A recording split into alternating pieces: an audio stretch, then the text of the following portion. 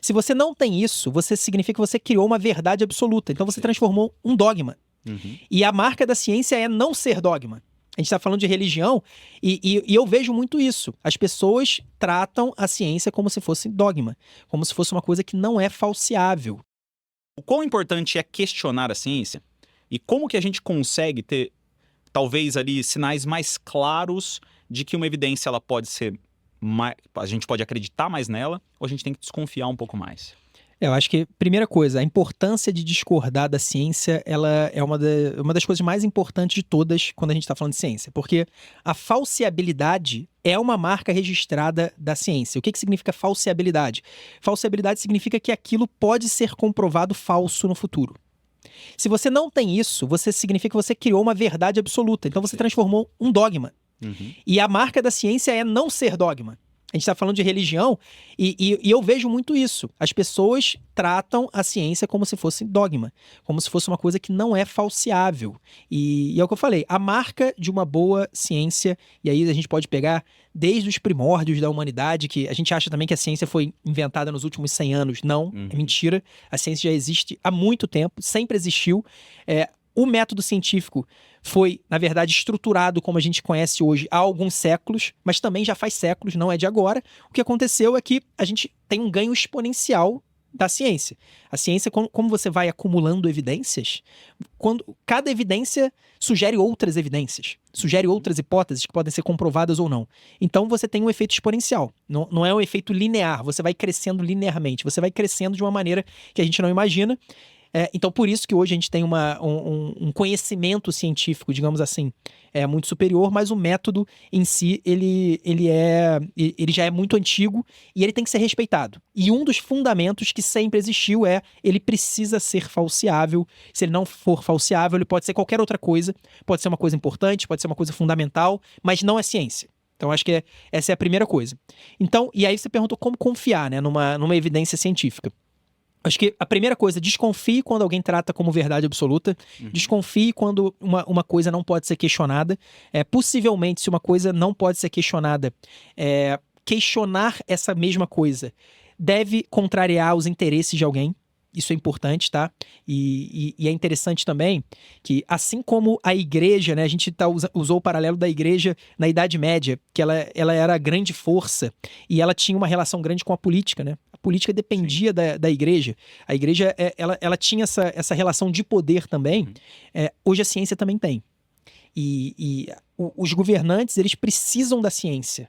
E as grandes empresas precisam da ciência. Se você vende um produto e a ciência diz que o seu produto é ruim, cara, você tá ferrado. Você vai parar de vender o seu produto.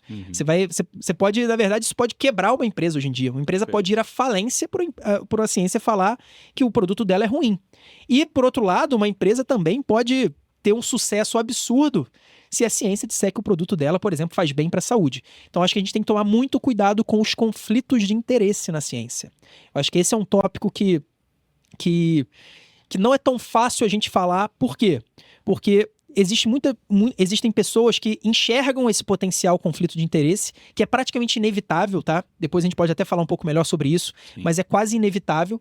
E ao enxergar esse conflito de interesse, elas querem credibilizar tudo. Fala, cara, a ciência ela é bancada por alguém. Vamos puxar o fio do dinheiro? Quem tem dinheiro é o quê? São as grandes empresas ou são os governos? Não tem ninguém. São as pessoas que... Pode ter umas pessoas que têm muito dinheiro, mas que são donas de empresas. Sim. Então, assim, inevitavelmente você vai ter algum tipo de conflito de interesse. O importante é que a gente saiba que eles existam, que eles sejam transparentes e que a gente consiga interpretar levando isso em consideração. Mas o que muitas pessoas fazem não. Cara, por existirem esses conflitos, não importa nada. A ciência, na verdade, é uma grande farsa. É uma grande mentira. O que é obviamente falso, é ridículo. A gente vê, quantos ganhos a ciência não nos deu. Entendeu? A gente viu o aumento da longevidade, a gente viu a queda absurda da mortalidade infantil. A gente vê vacinas que erradicaram doenças. A gente vai ver agora vacinas... Por exemplo, isso é interessante a gente falar até sobre um ganho da ciência, que como a gente está vivendo, a gente não tem noção, mas eu tenho certeza que no futuro a gente vai olhar retrospectivamente e vai comemorar muito isso. Sim. A gente está no processo de erradicar praticamente no Brasil o câncer de colo de útero. Perfeito. Porque, para quem não sabe, a vacinação contra o HPV foi instituída no Brasil universalmente, meninas e meninos, nos últimos anos. Não sei exatamente quando, mas deve ter sido aí mais ou menos nos últimos 10, 15 anos, né? E o HPV, ele é um vírus que é responsável por quase todos os casos de câncer de colo de útero, que é um dos cânceres que mais atingem mulheres. E por a gente ter uma vacinação e uma vacina que é altamente eficaz contra o HPV, certamente, nas próximas décadas, a gente vai ver uma queda muito grande na incidência do câncer de colo de útero, até praticamente virar uma doença raríssima. Então, assim, é óbvio que existem efeitos práticos que a gente vê. Ou seja, a ciência ela pode funcionar. Agora, daí você saltar de pode funcionar para sempre funciona, sempre ela tá falando a verdade, até porque não existe ela. Esse é um vício que a gente tem, né? Porque é difícil até a gente falar, pô. Evidências científicas dizem que isso, mas também dizem que aquilo. Então a gente tende a criar uma metonímia. Isso é uma metonímia. A gente tá pegando a parte pelo todo. Então, assim, a ciência são várias partes, não existe o todo. Não existe a ciência. A ciência é uma abstração que a gente faz. Então, não existe a ciência diz isso ou diz aquilo. Agora, para tentar entrar em mais uma camada da sua pergunta, que eu acho que um dos grandes problemas que a gente vive hoje, que é mais uma daquelas coisas que não quer dizer que seja ruim em absoluto, né? Tem coisas boas, mas traz coisas ruins, é a questão da divulgação científica. A gente vê redes sociais, e aí tem a imprensa, cara, eu não tiro a imprensa dessa, tá? Não é só o influencer de rede social que faz isso, é também, muitas vezes, a imprensa, a grande imprensa, ela trata da ciência de uma maneira muito rasa, muito rasteira, e de certa forma distorce várias coisas, mente em várias coisas, para gerar audiência. Então, o influencer faz isso para gerar visualizações, para gerar curtidas, para criar uma audiência, para ganhar dinheiro em cima disso, rentabilizar. Assim como também a grande mídia, né, os grandes veículos de comunicação, seja nos Estados Unidos, no Brasil, no mundo inteiro, também fazem isso, né? Se você tem uma notícia sensacionalista, você muito provavelmente vai ter mais visualizações, vai ter mais clique e, portanto, mais receita do que se você tiver uma visão sóbria sobre a ciência. E quando a gente fala de ciência, cara, você precisa ter sobriedade, porque senão você está indo para o lado do dogma. E aí, para fazer isso, né, para ter esse alcance, para ter essa visualização, esse dinheiro, as pessoas muitas vezes pegam resultados científicos que dizem X e falam que diz Y. Então, para dar um exemplo muito claro, a gente teve um estudo que foi basicamente uma brincadeira, né, feita, que foi justamente para trazer luz a essa ideia de que nem toda associação é causa, e esse é um conceito central aqui, que eu quero que as pessoas entendam, eu vou explicar melhor, mas nem toda associação significa que uma coisa está associada à outra, não significa necessariamente que essa coisa causa a outra.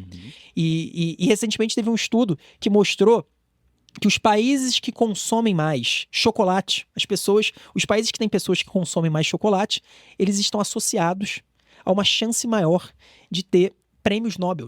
Perfeito. Então, cara, será que o chocolate gera prêmio Nobel? Será que é isso que está criando essa relação? Existe uma associação entre consumo de chocolate e prêmio Nobel. Será que o chocolate faz com que as pessoas tenham uma chance maior de prêmio Nobel? É óbvio que não. A gente depois pode falar sobre critérios de causalidade, mas um dos critérios de causalidade é você ter um mecanismo que faça sentido. Existe algum mecanismo que faça sentido isso? Não existe, não tem nada em todo o campo científico que já existiu que possa sugerir, que seja logicamente consistente você sugerir que o chocolate em si, ele gera o prêmio Nobel. Mas por que existe essa associação?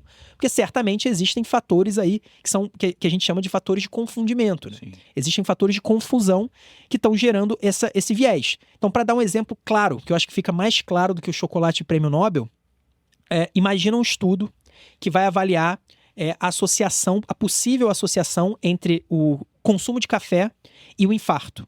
Então você está pegando, e aí você pega uma população e você vai buscar nessa população todas as pessoas que consomem pelo menos, 3 xícaras de café por dia. Então, são pessoas que são consumidores de café, e você vai comparar com pessoas que não consomem nada, que consomem 0 de cafeína. E aí você pegou esses 2 grupos de pessoas e você vai acompanhar por, digamos, 20 anos. É um estudo de longa duração, é um estudo de coorte, como a gente chama na medicina. E aí, no final, você percebe que as pessoas que tomam pelo menos 3 xícaras de café por dia, elas tiveram uma probabilidade de infartar, de ter um infarto muito maior do que as pessoas que não consomem nada. Então, nesse caso, e aí você pode pensar, não, mas é coincidência. Não. Dentro da ciência existe o ramo da estatística. Sim. Estatisticamente, a gente consegue medir a probabilidade de algo ser coincidência ou não. E aí, digamos que, estatisticamente, a chance daquilo ser coincidência é menos do que 1%, que a gente chama de P menor do que 0,01. Ou seja, cara, existiu de fato uma associação entre o consumo de pelo menos 3 xícaras de café e o infarto. Beleza, existe essa associação. Mas aí a pergunta que eu faço é, será que o café realmente causou o infarto ou não? Nesse caso, aí vamos colocar outra hipótese. Imagina que esse grupo de pessoas que toma pelo menos 3 cafés por dia, eles têm um hábito diferente das pessoas que não tomam nenhum. Então imagina que eles têm uma probabilidade, por exemplo, 50% maior de fumarem. Então você tem um número de tabagistas, que a gente chama, pessoas que fumam cigarro, muito maior nas pessoas que tomam café do que as pessoas que não tomam café. E aí, nesse caso, a associação com o infarto, apesar de também ter sido verdadeira para o café, na verdade a causa não foi o café, a causa foi o cigarro. O cigarro, nesse caso, foi o fator de confusão, foi o fator de confundimento e que gerou toda a confusão. Porra, e aí gerou uma matéria na imprensa. Pô, o cigarro, o café está associado ao infarto. Pessoas que tomam café tiveram um risco maior de infartar. Essa frase é falsa ou verdadeira? Na verdade, ela é verdadeira. As pessoas que tomaram pelo menos 3 xícaras de café, nesse estudo hipotético que eu estou fazendo, elas de fato tiveram um risco maior de infarto. Só que, qual que é o problema, cara? Você está falando uma mentira a partir de uma verdade. Perfeito. Você está fazendo as pessoas acreditarem que tomar pelo menos 3 xícaras de café, ela, na verdade, causou a chance maior de infarto. Você está omitindo que, na verdade, foi o cigarro, cara. Então, essa é a diferença de um estudo observacional, porque qual que é a diferença aqui? Nesse caso, a gente pegou pessoas que já tomavam 3 xícaras de café e comparamos com pessoas que não tomavam nenhuma. Então, a gente observou o que já acontecia. Como a gente está observando o que já acontecia, as pessoas que tomavam 3 xícaras de café pelo menos, elas têm comportamentos e hábitos diferentes das pessoas que não tomam nenhum. Às vezes, cara, é o cigarro. Eu citei o exemplo do cigarro, mas pode ser, por exemplo, que as pessoas que tomam 3 xícaras de café, elas têm uma chance maior de dormirem mal. Porque, cara, ela toma muito café exatamente porque ela dorme mal, ela precisa ficar acordada e aí ela toma muito café. E aí, nesse caso, o que será que causou o infarto? Será que foi o café ou será que foi o fato dela dormir mal? Ou será que foi o infarto? Ou será que foi o cigarro? Cara, e aí a gente poderia falar de qualquer coisa. Sim. Por exemplo, sei lá, as pessoas tomam muito café, elas tomam com açúcar. Então, na verdade, pode ser que seja o açúcar o problema, não seja o café em si. Então, esse é o problema do estudo observacional. Como você só observa, você não consegue isolar exatamente o fator que você quer observar. Nesse caso, você quer observar o café, mas na verdade, cara, você tá junto com o café, tá vindo o cigarro, tá vindo o sono, tá vindo o açúcar, pode estar vindo a alimentação, pode estar vindo o nível de estresse de vida, pode estar vindo a profissão do cara, pode ser que pessoas de determinada profissão tomem mais café do que outras, então você não consegue isolar. Existe uma forma, dentro dos estudos científicos, de você tentar compensar isso. Então, estatisticamente, você coloca pesos. Então, cara, vamos tirar o efeito do cigarro, vamos tirar o efeito do sono. Só que imagina, cara, o sistema é extremamente complexo. Você não sabe como você vai tirar. Você não sabe o quanto que você vai tirar. Então, o estudo observacional, por definição, ele não consegue comprovar causalidade. Nenhum estudo observacional. E eu diria que, cara, pelo menos 80% dos estudos, especialmente sobre alimentação, porque a alimentação é um hábito. É muito difícil você fazer um experimento dentro de um hábito. Então, tudo que tem a ver com hábito, seja alimentação, a própria atividade física, consumo de café, cigarro, cara, você quase sempre vai ter estudos observacionais que, por definição, não conseguem comprovar uma causalidade. Depois, a gente vai falar sobre alguns critérios que podem aumentar a chance de uma associação ser causa. Mas, por definição, a primeira coisa que eu quero que as pessoas entendam é que você não consegue comprovar causalidade.